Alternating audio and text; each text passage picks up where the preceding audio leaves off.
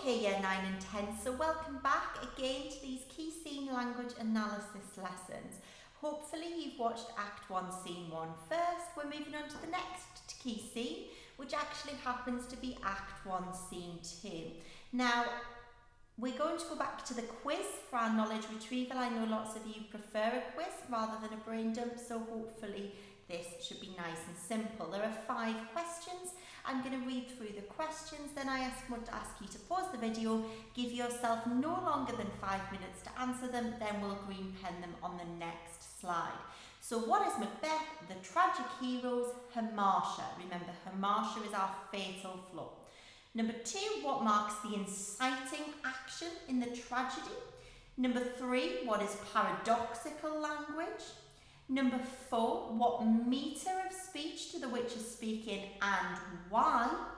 And number 5, very important for Act 1, Scene 2, what is a cyclical structure and how does the play of Macbeth have one?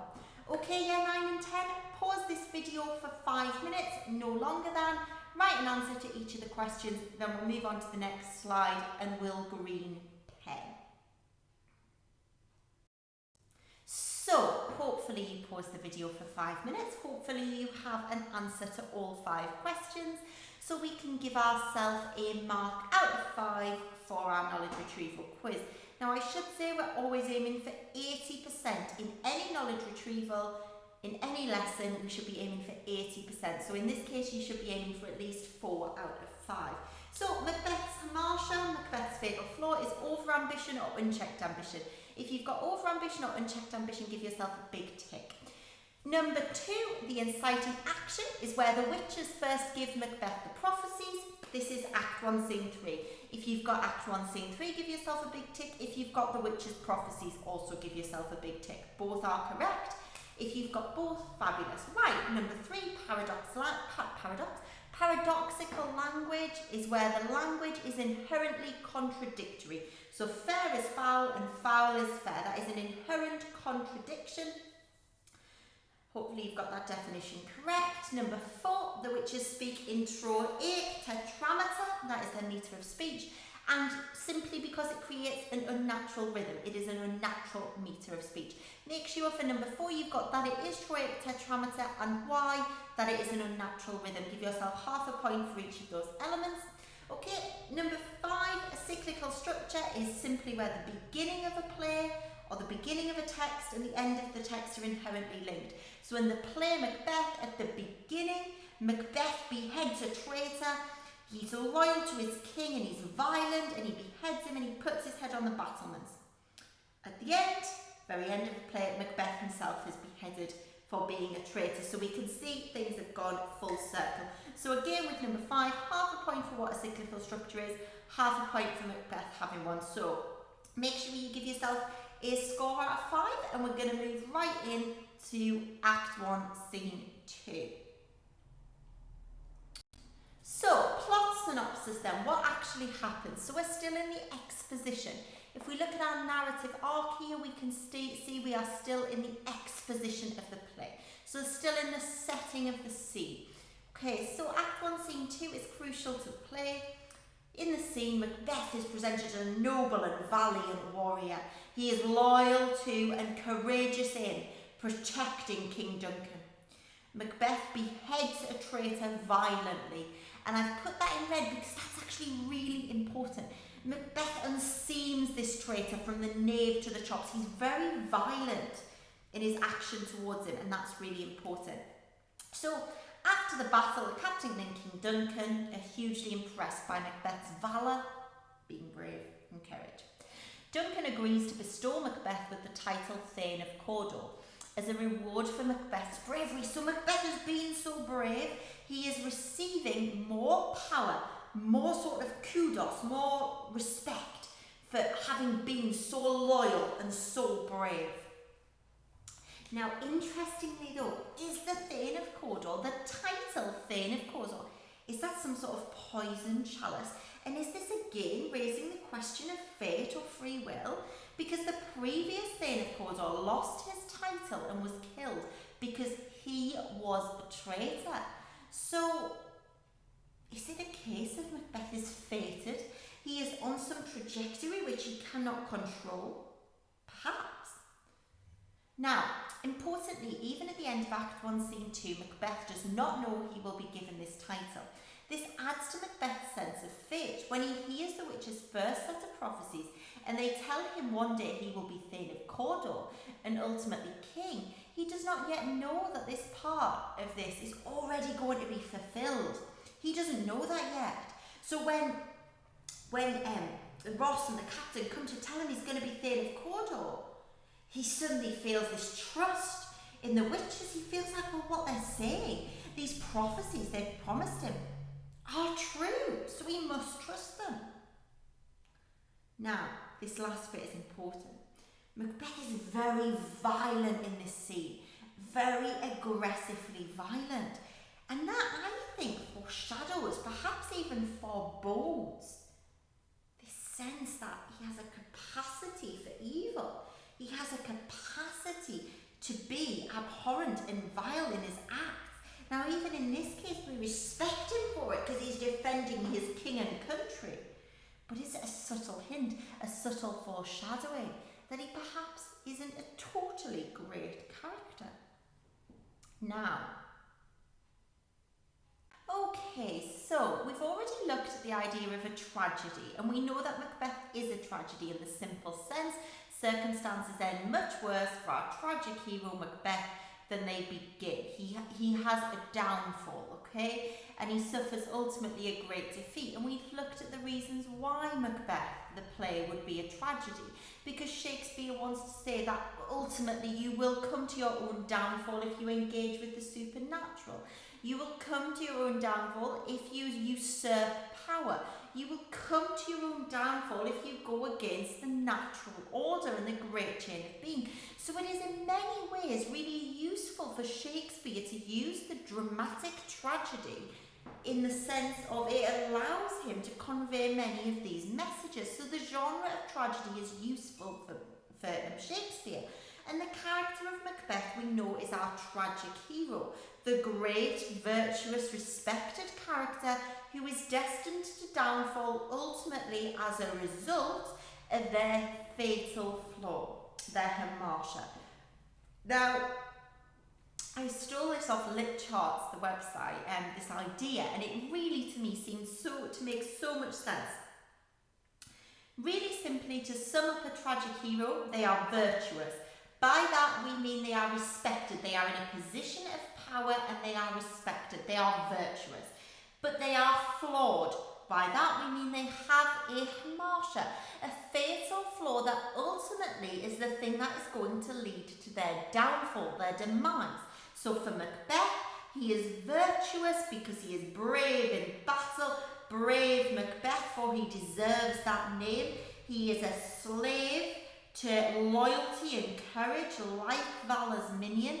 He is then given the title Thane of Cawdor, a respected man. He is virtuous, but he is flawed, and we know he is flawed because of his hamartia, which we know is his over and unchecked ambition, ultimately his thirst for power, almost his greed for power. And therefore, the character is virtuous, they are flawed, and as a result of that flaw, they suffer a reversal in fortune, so they basically end up in a situation which is much worse than the one they began on. They're on a trajectory to their downfall. So I really want you to think about that a tragic hero will always be virtuous, flawed, and suffer a reversal in fortune. So really important there. So, Aristotle, Greek philosopher, he notes that a classic tragic hero will evoke a sense of pity. Now we know when something evokes a sense of pity, that is called pathos in the genre of tragedy. And they evoke this sense of pity despite their fatal flaw, despite their sort of hamartia. So we can see that with Macbeth because we feel pity for him when we feel he is being manipulated.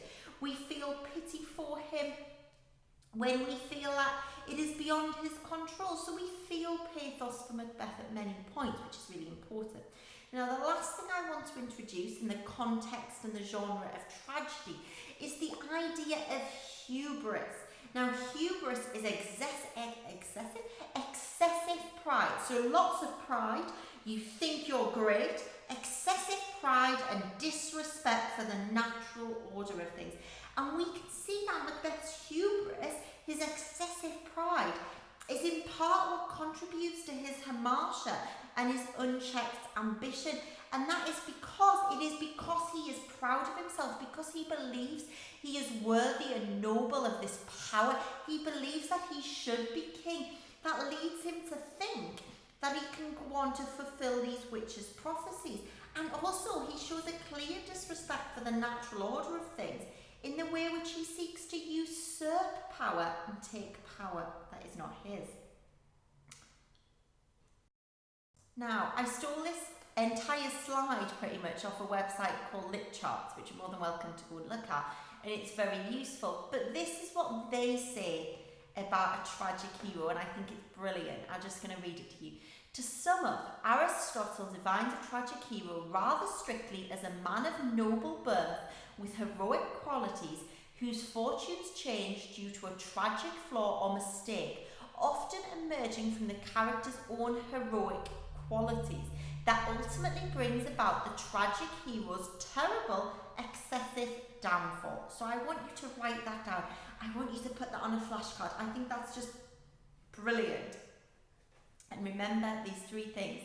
They're virtuous, flawed, and they suffer a reversal in fortune. Okay, brilliant. So what we're going to do now is we're going to move on to annotating Acts 1, Scene 2. Okay, so we're now going to work through the line-by-line annotations. So make sure you've got your extract in front of you so you can annotate yours just as I annotate mine. Okay, so what bloody man is this? This is Duncan's first line in the play. Now, Duncan here is referring to the captain who is covered in blood, and he's coming from battle and he's walking towards to speak to Duncan. So the captain of the army is going to speak to the king. But there's an element of irony here. That, remember, we did the lesson on the symbolism of the blood. Well, here, Duncan's first line in the play refers to blood. So I think that can almost foreshadow his death and his demise. Then Malcolm, Duncan's son, says, "Hail, brave friend." So here we've got this idea that Duncan's son is complimenting the captain for being covered in blood. He's complimenting him for being noble and courageous in battle. And ultimately, actually, the captain helped to save Duncan and has now been invited to tell the king about how he helped to save Malcolm, the king's son. And here we see instantly, though, this is really important, that the audience are reminded that loyalty, bravery and courage are traits that are very much valued by King Duncan. And they're incidentally traits that in this scene Macbeth and the captain show, but we know Macbeth goes on not to show those later. Now, the captain says, really important quote, "For brave Macbeth, well, he deserves that name." And this emphasises instantly just how respected Macbeth is. If you think about those connotations of the word brave, well, it is the idea that he is worthy, he is respected, and it gives him a position of nobility from which, as the tragic hero, we know to expect he will fall from. If we think of that 3 bullet point summary, be virtuous, be flawed, suffer a reversal in fortune, we can see here that Macbeth is set up as being virtuous, being noble, being really sort of respected. Now we've got this bit, he was disdaining fortune. And this is significant because it's almost as though Macbeth is laughing at fortune and fate. Yet his trajectory, his path in the play seems fated. It seems as though he can't fully control. He doesn't have full free will. He is not in full control of what is happening to him. So could that reflect Macbeth's blindness to the world around him and blindness to how things are mapped out? Now we've got the simile, like Valor's minion. So like he is a slave to courage. And he's a slave to courage and bravery because he is willing to do anything and risk anything to protect the king, which is a stark juxtaposition to his later betrayal of the king. The idea he carved out his passage, I think, is also really significant, because it's almost like he's carving out his passage to that title, Thane of Cawdor, and the respect. So it's almost as like he has carved out, like he has mapped out the respect and the title he has been afforded as a result of his bravery. So is this Shakespeare subtly reminding an audience that when you do the right thing and when you are loyal to your king, you are actually carving out your own successes, perhaps? Now, we've got this quote, that he unseamed him from the nave to the chops and fixed his head upon the battlements. Now, I think this perhaps forebodes Macbeth's hamartia, his unchecked ambition, because it's almost as though he's sort of really violent and aggressive, and he's willing to resort to extreme violence in order to look noble and heroic. And I think the idea that his head was placed on the battlements, well, that's obviously really important to the cyclical structure, as ultimately Macbeth's fate is to be beheaded and put on the battlements. But I think that hour is really significant, as it shows the captain's loyalty. He's saying our, the captain is talking about our battlements, and it's almost this sense of loyalty and belonging to king and country. Again, oh valiant cousin, worthy gentleman, we've got this sort of respect from Duncan. He's respected to the king, and respected by the king. And we sort of evokes a stronger sense of pathos for Duncan at this point, because it's like this man that Duncan so respects, who he thinks is valiant, brave and worthy. Think of the connotations of worthy. If someone is worthy, they are to be really admired, and they are worth what they are afforded. So it almost makes Macbeth's betrayal almost worse. Now, this last bit here, we've got Duncan deciding with Ross that Ross is going to go and tell Macbeth he is to be Thane of Cawdor, he is to get this new title, he is to be given this reward for his bravery. And this section here is really important, because actually, is the Thane of Cawdor a poisoned chalice? Because remember, the previous Thane of Cawdor was also a traitor. So could this be adding to this sense that none of this is truly of Macbeth's free will?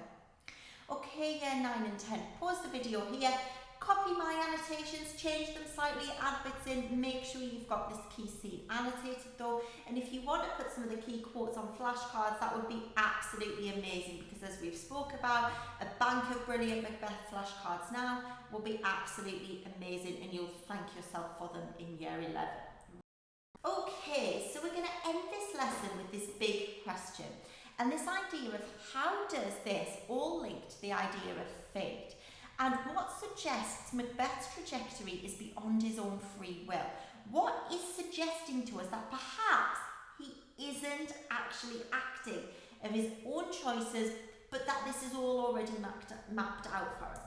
And I want you to think about the poison chalice of the Thane of Cawdor, his portrayal as a tragic hero, the intentions of the witches, and the foreshadowing of his sort of hamartia, his over-ambition, and his capacity for violence. And I want you to really think about this, because this is linking to those big ideas, those conceptualized points, which we know get us the highest mark. Okay, I hope this lesson's helped. I hope you've got the key quotes for Act 1, Scene 2 and a lovely annotated extract. I hope you understand the idea of tragedy a little better, and thanks again for watching. Have a wonderful day, year 9 and 10.